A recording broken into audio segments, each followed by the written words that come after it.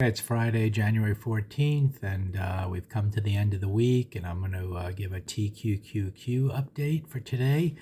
This is the daily chart. You can see for the week, we kind of went up to start the week, followed through on Tuesday. Wednesday was a pause day. There was actually a good sell in there intraday, and then we had a very good sell yesterday heading down. So now you're coming into today looking with that big red bar. You're expecting the lows to be taken out.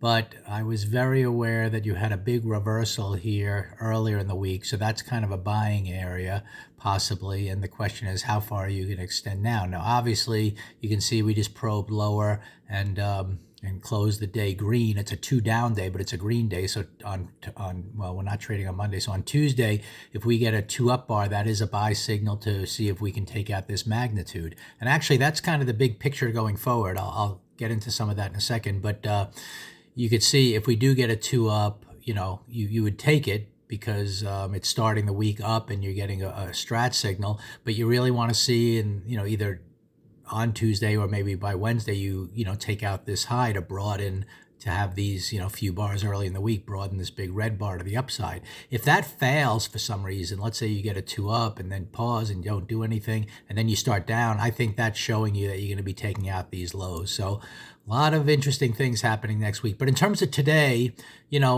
after the big down day and the reversal, you're thinking maybe you're going to get another big red day. And what happened was, this is the 15-minute chart right out of the gates. Price immediately gapped down because everyone was very, bearish coming into the day after yesterday, and immediately you got a strong move up. And I was watching a lot of the NASDAQ, a lot of the stocks in this index, and they were all up pretty big. Like Facebook was up 6 points from the low, 8 points right from the get-go. So was Nvidia, same thing.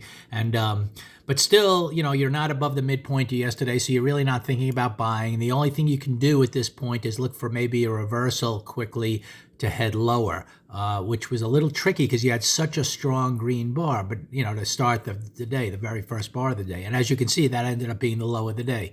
So that goes hand in hand with the concept the higher low usually forms early in the session. But anyway, even though it was a strong green bar and we didn't follow through big on bar number 2, so that kind of allowed you to maybe look for a rollover.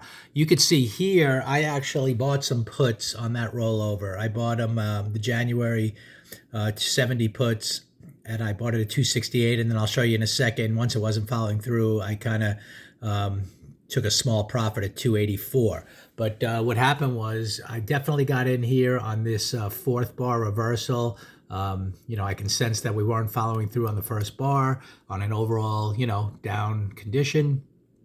Below the midpoint yesterday, heading below the close of yesterday. And so this was a good sell in here. And I kind of held on this 15 minutes, a half hour, 45 minutes. It just wasn't penetrating the midpoint of this first bar. I mean, this thing really should have collapsed if we were going to have, a big down day today. And it wasn't doing that, so that's why I took my gains. And that was it. And as you could see, for the rest of the day, you kind of got a 2 up in here. Well, it was a 3-2-2 reversal, but then that couldn't hold to even get to the intraday highs, and then you reversed down. So you could just see we're choppy all day, and we ended up at the end of the day kind of green. So the question is, now I go to the weekly chart.